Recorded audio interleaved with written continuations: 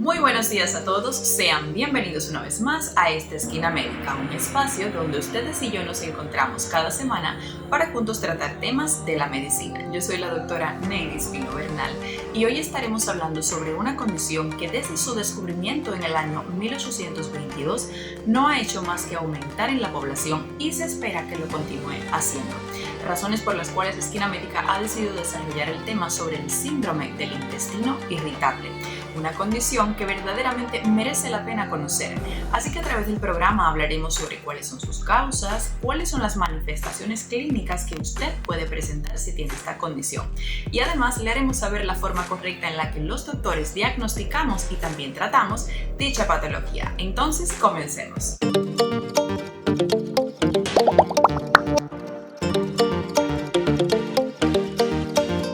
Comencemos el programa definiendo qué es un síndrome del intestino irritable.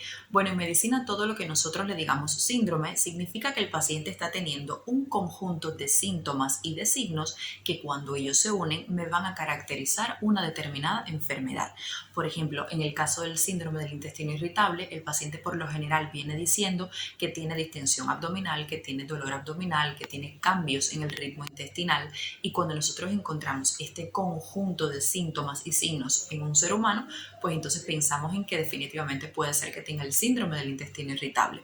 Es un trastorno que no solamente afecta el colon o el intestino, a menos de que la enfermedad solo se designe de esta forma, también se puede afectar el estómago y de hecho muchas de las manifestaciones clínicas que presentan los pacientes responden a la afectación a este nivel. Por otra parte, es necesario que conozca que se trata de un trastorno funcional. ¿Qué quiere decir esto? Pues miren, en medicina nosotros tenemos dos tipos de enfermedades, las enfermedades que son orgánicas y las enfermedades que son funcionales. La diferencia entre ellas es que en las orgánicas nosotros cuando el paciente viene con un síntoma logramos reconocer la causa, el motivo por el cual el paciente está teniendo esa manifestación. Por ejemplo, supongamos que un paciente que tiene un sangramiento, que tiene sangre en las heces fecales, viene a consulta y cuando le indicamos una colonoscopía, nosotros observamos que tiene un tumor a nivel del intestino grueso en el colon. Pues esta es una enfermedad que es orgánica porque logramos identificar mediante los estudios que se indicaron el por qué el paciente tiene un sangramiento en las heces fecales. Sin embargo, la diferencia con las enfermedades funcionales es que aquí nosotros no logramos reconocer el porqué de los síntomas. Supongamos el paciente viene con distensión abdominal, con dolor abdominal y se le hacen estudios de todo tipo, incluso endoscopía, resonancia, tomografía, ultrasonido, estudios de todo tipo y no logramos encontrar la causa. Entonces aquí sería un trastorno funcional y el síndrome del intestino irritable es una de las enfermedades que se encuentran incluidas dentro de este grupo de los trastornos funcionales. Una enfermedad que a nivel mundial tiene un comportamiento variable en cuanto a frecuencia, en cuanto a incidencia de aparición incluso, pero que por lo general aparece en mujeres antes de los 45 años y sobre todo aparece más en la región occidental que en las regiones de Asia. De todas maneras, esto es variable porque se ha observado que en países que pertenezcan a la zona sur de África, de América o incluso de la propia Asia, logra ser más frecuente incluso en el sexo masculino. En el resto de los países puede tener un comportamiento variable, siendo muy frecuente en países como México y teniendo una frecuencia de un 1% de la población en países como China. De todas maneras, de modo general, se estima que aproximadamente el 10 al 20% de la población en general pudiera estar presentando esta condición y que se espera que en los próximos años pues definitivamente aumente.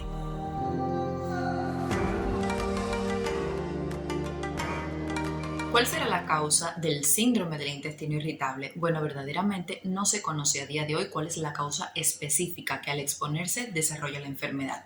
Sin embargo, sí se ha postulado que existe una alteración en el eje intestino-cerebro. Y es que tanto el intestino como el cerebro son como dos buenos amigos, que ellos constantemente se están mandando información y se están relacionando muy bien.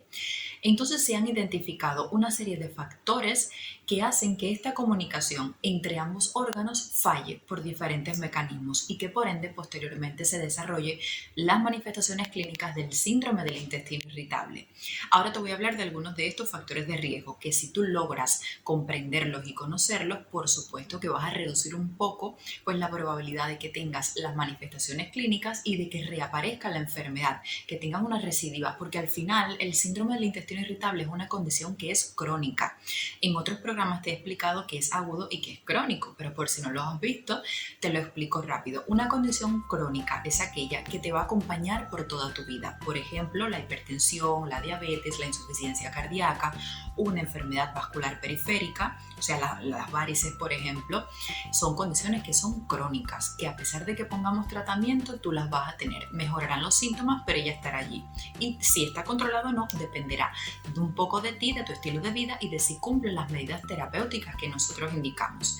Ahora, una enfermedad aguda es todo lo contrario, es la que tú no tenías ningún antecedente de esa enfermedad, nunca la habías padecido, de pronto te infectaste y una vez que te ponemos tratamiento, la enfermedad desaparece por completo. Por ejemplo, la conjuntivitis, el catarro común, una bronquitis aguda, esas son infecciones agudas, condiciones agudas. Entonces, bueno, el síndrome del intestino irritable es una condición que es crónica.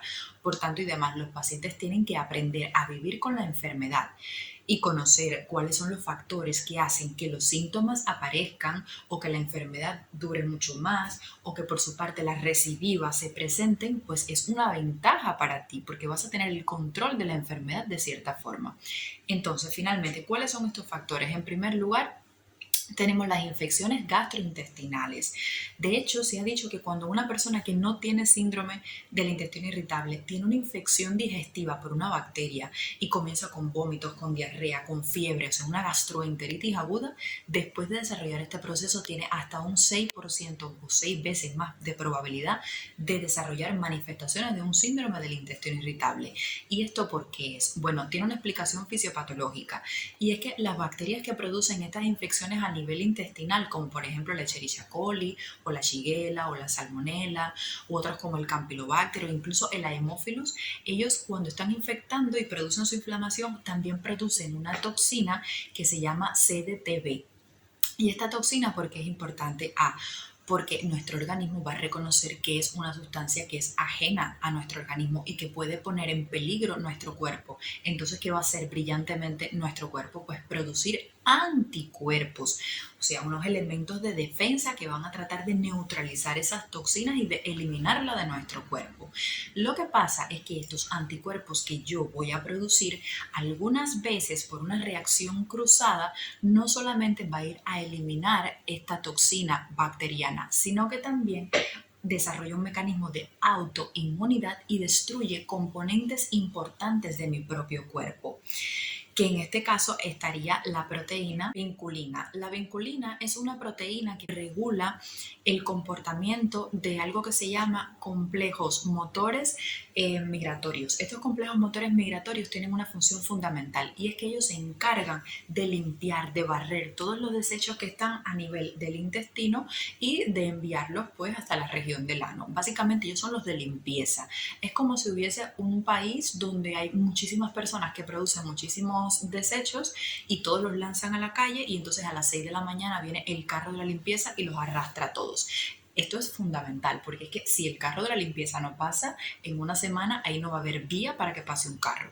Entonces, estos complejos se encargan de esta función y la vinculina es la que guía a estos complejos para que funcione bien.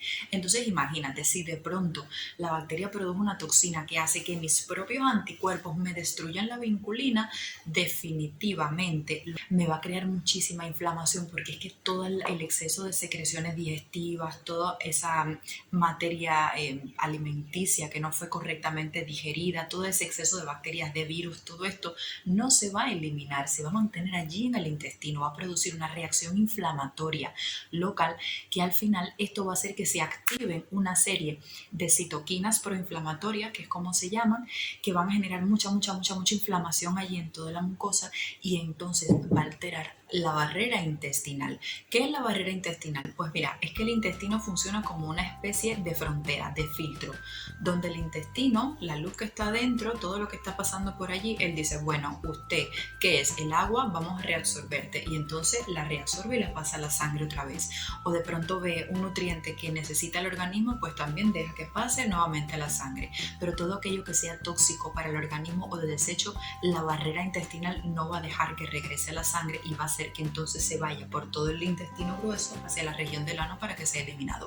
¿Qué pasa? Que cuando hay mucha inflamación a nivel del intestino, esa barrera, esa frontera, un poco que pierde los mecanismos de selectividad de estos nutrientes y de estos elementos buenos y de pronto empieza a pasar a la sangre lo que no debería pasar. Y un ejemplo de elementos que pasan hacia la sangre van a ser las bacterias comensales, o sea, bacterias que normalmente formaban parte de la región del intestino para ayudar a producir vitaminas, para ayudar a la digestión, para ayudar en el metabolismo y otros procesos. Bueno, pues de pronto va a haber una traslocación de esas bacterias y ellas van a ser así y van a pasar hacia la circulación. Ellas van a lesionar directamente el tejido que compone al intestino y me pueden desencadenar una inflamación crónica. Entonces, todos estos procesos de inflamación, ¿qué es lo que va a traer consigo? Pues que la persona desarrolle constipación, diarrea, distensibilidad abdominal, o sea, se desarrollen las manifestaciones de un síndrome del colon irritable. Otro de los factores de riesgo sería, o que se ha hablado, sería la ansiedad, la depresión, el estrés. No es que en realidad estos procesos vayan a producir directamente el síndrome del intestino irritable. En realidad lo que se ha observado es que ellos van a aumentar la gravedad percibida de los síntomas y además va a haber una persistencia de las manifestaciones. Por tanto, los pacientes pueden pasarse incluso meses teniendo las manifestaciones clínicas cuando se encuentran con las manifestaciones de síndrome de intestino irritable y además tienen muchísimo estrés o ansiedad o depresión sobreañadida. Otro de los factores de riesgo que también se ha relacionado con el desarrollo de la entidad son las mutaciones genéticas. Hay una mutación que se llama SCN5A y que da lugar a la aparición del síndrome del intestino irritable que cursa con constipación, o sea, con estreñimiento. Otro de los factores de riesgo vinculados han sido pues el déficit de vitamina D, y es que esta vitamina participa en la regulación de los desencadenantes de este síndrome. Bueno, van a haber tres que nosotros vamos a tratar de buscar inmediatamente y que son la presencia de un dolor abdominal recurrente, y esta palabra, esta característica es fundamental, la recurrencia, porque es lo que me va a decir a mí que estamos frente a una enfermedad que es de tipo crónica y no una aguda en la que yo le pongo un tratamiento y se calma. Número 2, la distensión abdominal. Estas pacientes van a llegar tan distendidas, su abdomen va a estar tan distendido que a veces hasta parece que está embarazada cuando en realidad no lo están. Y número 3 es que va a haber un cambio en la consistencia de las heces fecales. Son pacientes que de pronto, además del dolor, además de la distensión abdominal, comienzan a tener diarrea o por el contrario comienzan a tener constipación. Entonces, en función un poco del patrón de heces fecales que predomine durante un año, nosotros podremos establecer tres grupos fundamentales de este síndrome del colon irritable. Estaría, por ejemplo, el síndrome del intestino irritable diarreico, cuando predomina la diarrea, el síndrome de intestino irritable que cursa con constipación, o el mixto, cuando ambos aparecen en el año con la misma frecuencia. Entonces, básicamente son estos tres síntomas los que van a dominar el cuadro clínico de un síndrome del intestino irritable. ¿Que pueden aparecer otras manifestaciones? Sí, porque es que también esta entidad se ha relacionado con otras condiciones, como por ejemplo la fibromialgia, o el paciente puede tener cefalea, o puede tener disfunción sexual, puede tener disminución de la libido, puede cursar también con un reflujo gastroesofágico, que el paciente presente los síntomas que de esta entidad se derivan. O sea que pueden aparecer otras manifestaciones, pero que me digan a mí que es sugestivo de un síndrome del intestino irritable son estos tres. Ahora, esto me habla de un trastorno funcional. Cuando yo me pienso que no se trata de un trastorno funcional, sino que es una enfermedad de tipo orgánica, cuando, por ejemplo, las manifestaciones comienzan después de los 50 años. Habíamos visto que esta era una enfermedad que empezaba en mujeres de edad jóvenes. Entonces, si es un paciente que tiene más de 50 años, empieza con los síntomas, alerta, porque puede tener una base orgánica, puede haber un tumor, puede haber otra cosa que me responda a la aparición de los síntomas.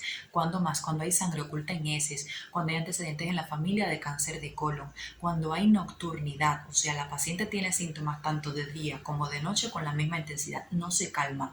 Esto es una característica de una enfermedad orgánica, no es funcional, porque lo funcional suele respetar la noche. Por otra parte, cuando el paciente tiene fiebre, cuando hay pérdida de peso no intencionada, cuando hay diarrea o estreñimiento muy grave y también cuando hay datos sugestivos de una enfermedad celíaca, que son estos pacientes que tienen una intolerancia al gluten y que tú le das algo que contiene gluten e inmediatamente comienzan con diarrea.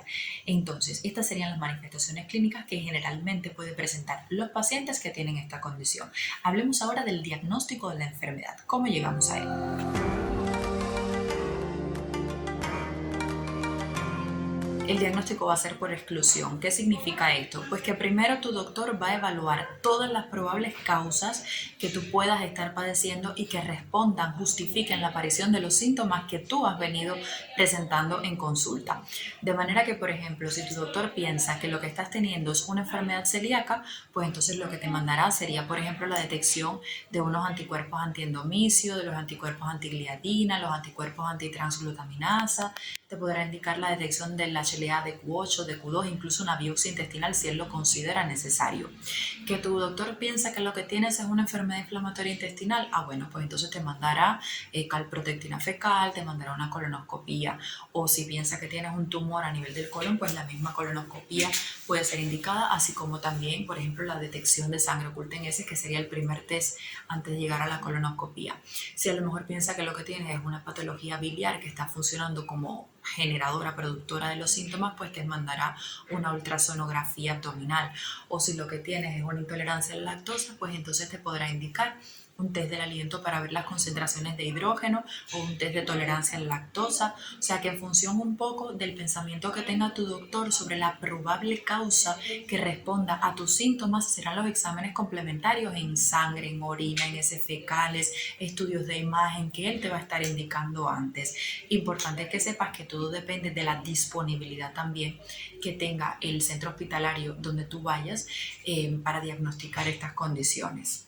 Ahora, si tu doctor te indicó todo esto y todos los exámenes estuvieron normales, no encontró causa alguna que justifique que tú estés teniendo los síntomas, pues entonces vamos al paso número 2, que es ver si usted cumple, sus manifestaciones cumplen los llamados criterios de Roma, que son unos criterios que fueron creados en 1994 para nosotros poder acercarnos al diagnóstico del síndrome del colon irritable desde el punto de vista clínico, o sea, a través de las manifestaciones. ¿Qué criterios son los que tienes que cumplir? Bueno, primero, que los síntomas se hayan presentado en los últimos 6 meses. Las manifestaciones tienen que haber empezado hace 6 meses. Tiene que haber historia de un dolor abdominal recurrente, que tú lo estés presentando todas las semanas, al menos una vez por semana, por los últimos 3 meses de forma ininterrumpida.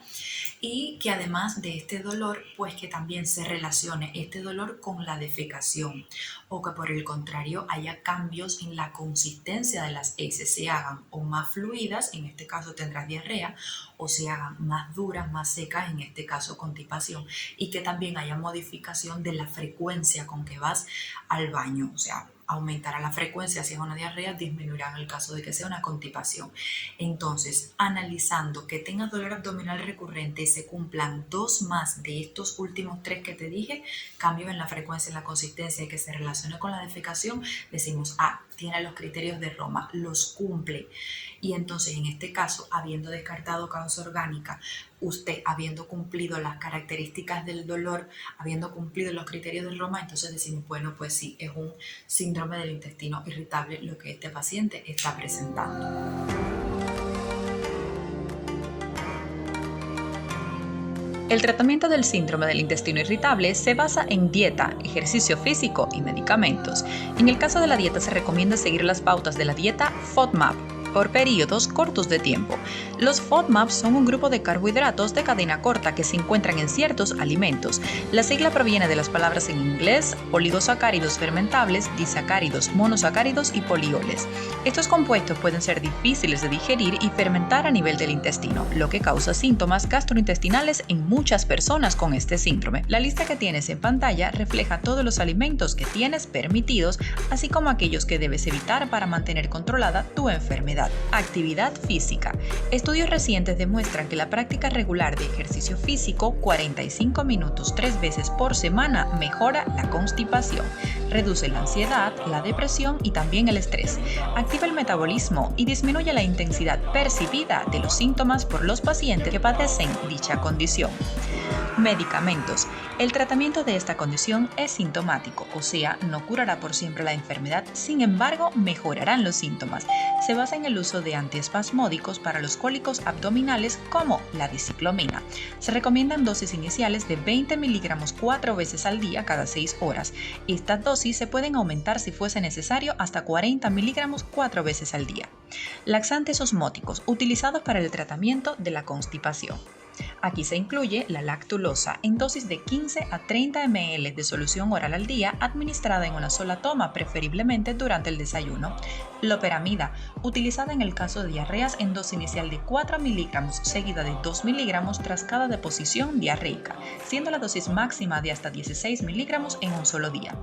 Linaglutide, indicado para el tratamiento sintomático del síndrome del intestino irritable con estreñimiento, en dosis de una cápsula, 290 microgramos, una vez al día hasta un mes. Amitriptilina, para disminuir la sensibilidad visceral, es un fármaco que podemos utilizar. La dosis inicial debe ser de 10 a 25 miligramos por la noche. Estas dosis pueden aumentarse en 10 o 25 miligramos cada 3-7 días según se toleren. Y ya hemos llegado al final del programa. Espero de verdad que les haya sido muy instructivo, que hayan aprendido, que es mi objetivo fundamental. Y antes de despedirme, quiero darle una recomendación a todas las personas que padecen del síndrome del intestino irritable, y es que confíen en su profesional de la salud. A veces tenemos la tendencia de pensar que el tratamiento que el doctor nos ha mandado no está sirviendo de nada, no está funcionando de nada, y es que en realidad nosotros tenemos que ser conscientes que es una enfermedad crónica, que es funcional, que es difícil de controlar, y que si nosotros tenemos mucha ansiedad y estamos muy estresados, pues los tratamientos de verdad que no van a funcionar. Entonces vamos a tener calma, vamos a seguir las indicaciones, vamos a trabajar juntos, y te prometo que si confías en tu doctor, las cosas van a ir muchísimo mejor. Entonces, bueno, ahora sí les mando 1000 besos, 1000 abrazos, cuídense muchísimo y nos vemos la semana próxima para discutir otro maravilloso e interesante tema aquí en Esquina Médica. Chao.